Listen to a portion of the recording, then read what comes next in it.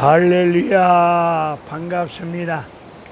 오늘은 지리산 뱀사골 계곡에서 맑은 계곡 물소리 들어가면서 지리산에서 불어오는 맑은 공기를 마음껏 마셔가면서 사도행전 3장 1절로 10절에 관한 말씀을 가지고 하나님 말씀을 전하고자 하는 정국성 TV 정국성 목사입니다. 오늘 사도행전 3장에 관한 말씀, 성전 미문의 구걸하는 인생, 일어나는 기적의 역사에 관한 말씀, 많은 사람들이 익히 너무도 잘 알고 있는 말씀이기도 합니다. 당시 분봉왕 헤롯 왕이 에서의 혈통을 지닌 분봉왕 헤롯이 나라를 다스리고 있을 때 유대인들이 까탈스러운 가운데 자기 정치력을 따라주지 아니하니까 유대인들에게 환심을 사고자 로마 정부로부터 허가를 받아내서 각종 세금을 걷어들이고 이런저런 명목을 내세워서 헌금을 걷어들인 가운데 성전을 웅장하게 화려하게 엄청나게 크게 지었습니다. 성전문 엄청나게 크게 만들었습니다. 웅장하게 만들었습니다. 웅장하게 어마어마 크게 만든 그 문을 황금으로 쌓아 발랐습니다. 황금으로 엄청난 문을, 큰 문을 쌓아 발랐으니 돈으로 쌓아 발랐습니다. 돈으로 쌓아 바를 수밖에 없었던 이유는 유대인들 환심을 사기 위해서 그렇게 엄청난 돈을 들여서 돈으로 쌓아 발랐습니다. 성전 미문에 걸터 앉아서 성전 안으로 들어가지도 못한 가운데 성전 문에서 무언가 얻어먹으면서 살고자 하는 구걸하는 거린이 있습니다. 화려하고 웅장하고 멋진 황금 문 앞에서 나면서 앉은 뱅이 구걸하는 거린, 뭔가 어울리지 않는 모습 같은 말씀입니다. 이 말씀을 오늘 나와 여러분에게 이 모습을 통해서 하나님이 주시고자 하는 말씀이 계실 줄로 믿습니다. 성전 미문에 걸터 앉아서 유대인들의 종교심, 허영심을 역이용해서 뭔가 얻어내면서 구걸하는 거린의 인생이 있습니다. 이 거린, 그 시대 어떤 사람이십니까? 저는 기도하는 가운데 이 거린이 혹시 내가 아닌가? 저는 그렇게 깨달아짐이 왔습니다. 주님의 이름 이용하여 교회를 통해서 뭔가 얻어내고자 구걸하는, 주님의 이름을 이용하여 뭔가 구걸하는 가운데 거지 근성을 버리지 못하는 가운데 뭔가 얻어내고자 하는 이런 뭔가 나의 모습 드러나지 아니한 감추어진 어떤 나의 모습은 아닌가 기도하는 가운데 그런 깨달음을 가져보았습니다. 오늘 현대교회 중에서 성도들에게 환심을 사고자 이런저런 명분을 내세워서 교인 수도 교회 재정도 열악한 가운데 속에서 성전을 웅장하게 크게 무리하게 짓다 보니 은행빚을 많이 낼 수밖에 없는 상황 속에서 은행빚 이자 갚느라고 허덕이는 가운데 교회의 본연의 사명을 감당하지 못하고 있는 그런 모습을 볼 수 있습니다. 교회를 돈을 엄청 들여서 화려하게 꾸밉니다. 웅장하게 만듭니다. 어마어마하게 웅장하도록 화려하도록 시설을 하는 이유가 무엇이겠습니까? 그렇게 해놓으면은 교인들이 몰려 들어올 것처럼 교회가 마치 성전을 화려하게 웅장하게 크게 쳐놓으면은 교인 숫자가 부흥될 것 아니겠나? 이런 얄팍한 생각 속에, 잘못된 생각 속에 어떤 종교심, 어떤 허영에 들뜬 나머지 그렇게 교회를 무리하게 꾸미다 보니 은행빚에 눌려서 경매로 넘어가는 안타까운 현실을 우리 주변에서 너무 많이 보고 있습니다. 이 헤롯이 지은 성전에 들어가는 유대인들, 우리 주님은 말씀하시기를 구제할 때에 오른손이 한 구제, 왼손이 모르게 할 것을 가르쳐 주었건만 성전 미문에 앉아있는 구걸하는 거린에게 다른 사람들이 볼 수 있도록 내가 이 거린을 향해서 이렇게 구제하고 도와주고 베풀고 있노라, 나를 드러내놓고 다른 사람들이 볼 수 있도록 티를 내면서 나를 드러내놓고 자랑하고자 하는 그런 종교심, 그런 허영에 들뜬 가운데 구제하는 모습을 볼 수 있습니다. 우리의 손에 말씀을 통하여 가르쳐 주시기를 기도할 때에 골방에서 기도하라. 은밀하게 보시는 하나님이 응답하여 주실 것이다. 골방에서 은밀하게 보시는 하나님 앞에 은밀한 가운데 기도할 것을 가르쳐 주었건만 이 헤롯 성전을 들락날락거리는 유대인들은 길거리에서 큰 소리로 소리를 질러가며 기도합니다. 내가 이렇게 기도하고 있노라. 나는 기도하는 사람이다. 이렇게 드러내놓고 자랑 삼아 드러내놓고 하는 그런 종교 허영심에 들떠있는 그들의 모습을 이 성전 미문, 화려한 미문을 통해서 상징적으로 우리에게 일깨워주고 보여주고 있는 말씀이기도 합니다. 성전에 제9시에 기도하러 들어가던 베드로와 요한,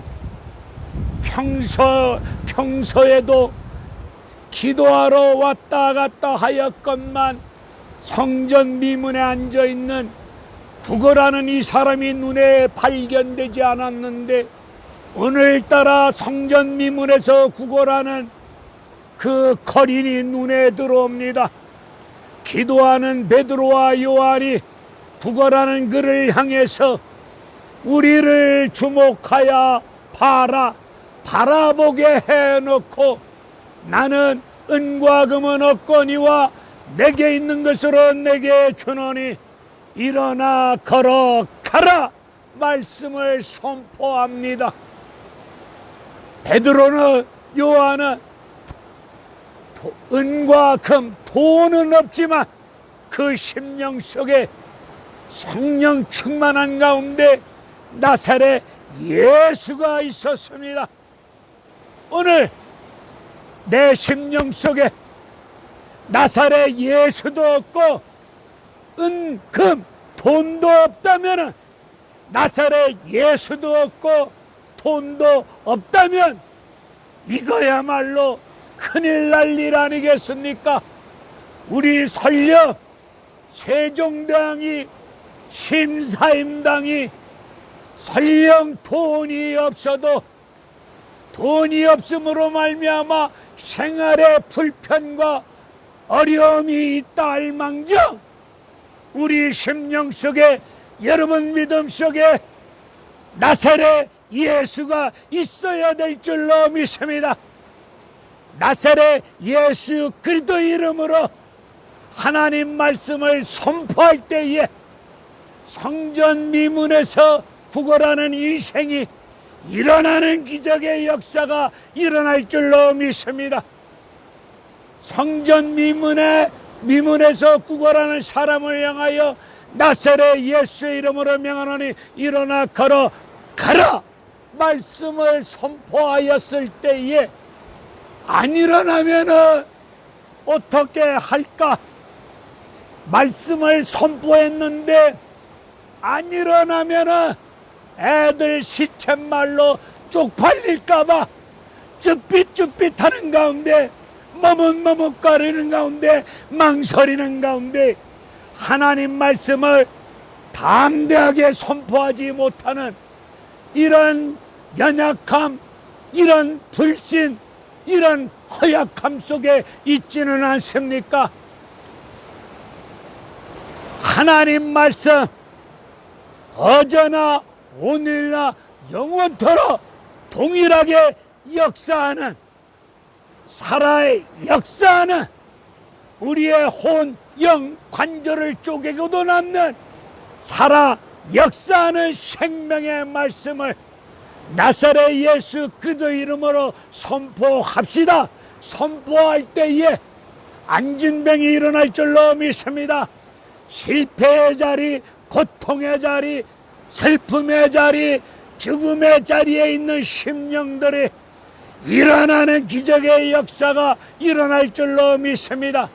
성전 미문에 앉아있는 안진뱅이가 일어나는 가운데 성전 안으로 뛰어들어가서 걷고 뛰고 찬양합니다. 예배가 회복되어지는 역사가 일어났습니다. 오늘 여러분들이 나사렛 예수 그리스도 이름으로 하나님 말씀을 선포할 때에 성전문에서 구걸하는 수많은 심령들이 일어나는 가운데 속에서 성전 안으로 뛰어들어가서 예수 안으로 달려들어와서 말씀 안으로 달려들어와서 하나님을 찬양하며 걷고 뛰고 찬양하는 은혜로운 예배가 회복되어지는 하나님이 기뻐 받으시는 영적 예배가 회복되어지는 역사가 이루어질 줄로 믿습니다. 우리 예수님 요한복음 5장에서 베데스다 연못가에 수많은 각색 병든 자 중에 38년 된 병자를 향하여 말씀하십니다. 왜 하필이면 38년 된 병자입니까? 신명기 말씀을 보게 되면 이스라엘 백성들이 어린 양 피로 죽음의 재앙이 뛰어넘어간 하나님의 백성들을 하나님이 모세를 통하여 시내 산에다 데려다 놓고 율법 말씀을 주셨습니다. 애굽을 떠나 시내 산에서 말씀을 받기까지 약 2년 걸렸습니다. 말씀으로 무장시켜 놓았건만 광야 생활 40년 중에 시내산까지 오는 기간 2년을 빼고 나니까 38년 동안 이스라엘 백성들 말씀을 주셨건만 광야에서 말씀을 불신하고 불순종했습니다. 예수님은 이스라엘 백성들 불순종한 상징인 38년 된 병든 자를 향해서 주님은 말씀하십니다. 내 자리를 들고 일어나 걸어가라 말씀을 명하셨습니다. 마가복음 5장 해당장 야이로의 딸, 이 해당장 야이로라고 하는 딸, 해당장 야이로라고 하는 이름은 남을 살린다 라는 이름을 가지고 있는데, 정작 자기 딸은 죽어갑니다. 죽어가는 자기 딸을 살리지 못하는 해당장 야이로, 오늘 이 시대 교회 살린다는 이름을 가지고 있으면서 정작 살리지 못하는, 이런 살리지 못하고 있는 이런 연약한 교회는 아니십니까? 해당장 야이로의 딸을 향해서 달리 다금 소녀야 일어나라, 우리 주님 명하셨습니다. 누가복음 7장, 청년이 죽었습니다. 죽음의 관을 동네 밖으로 나옵니다. 청년의 어머니와 많은 사람들이 울면서 죽음의 관을 따라 나옵니다. 이때 예수님이 동네 안으로 들어가시다가 청년 죽음의 관에 손을 대시고 청년아 일어나라 명하실 때에, 살아나는 역사 속에 슬픔에 젖어 있는 어머니에게 아들 안겨주는 은혜로운 역사의 말씀을 아시지 않습니까?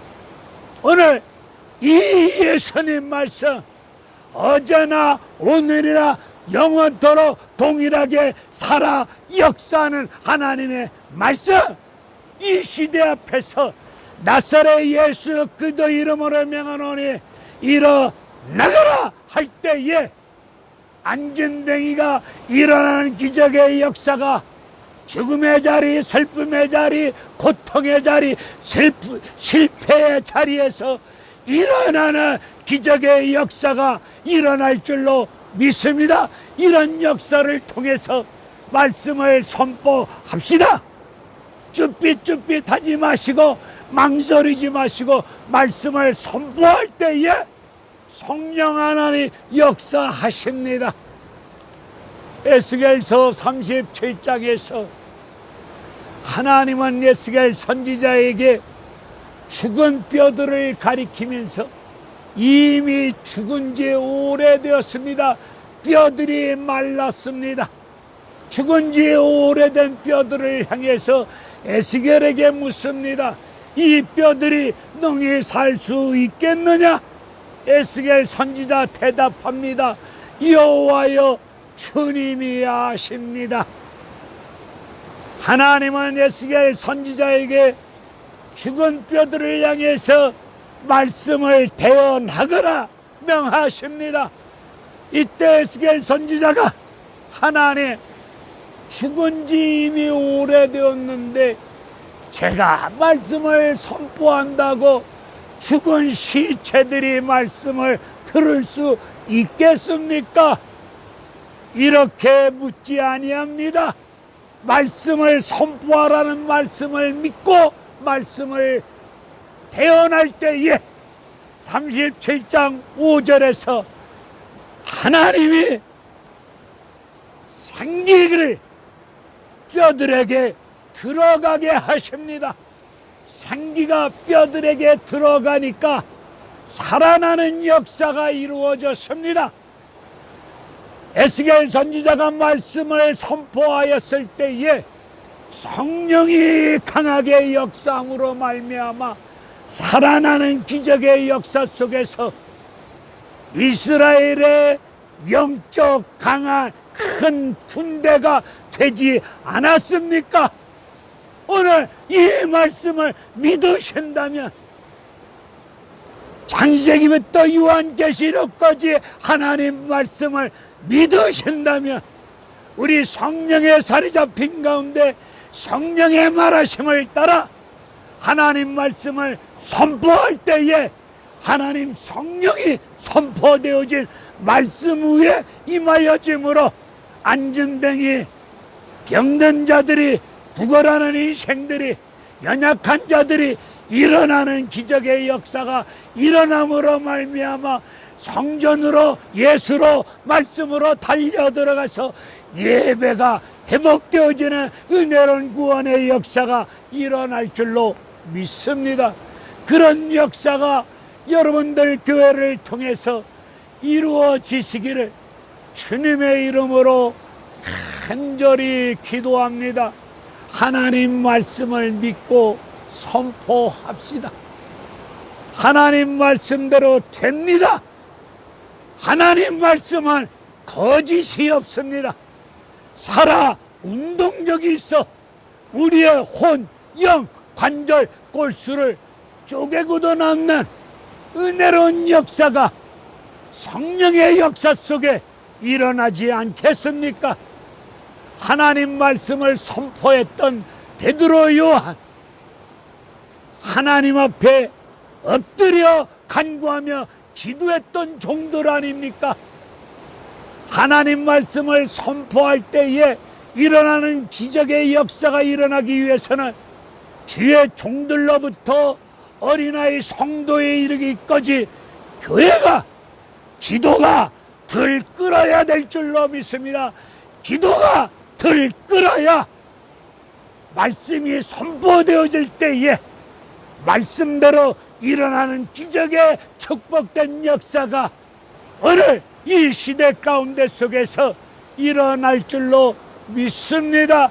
할렐루야. 이런 역사가 일어나시기를 지리산 자락에서 이 부족한 종이 주님의 이름으로 간절히 기도합니다.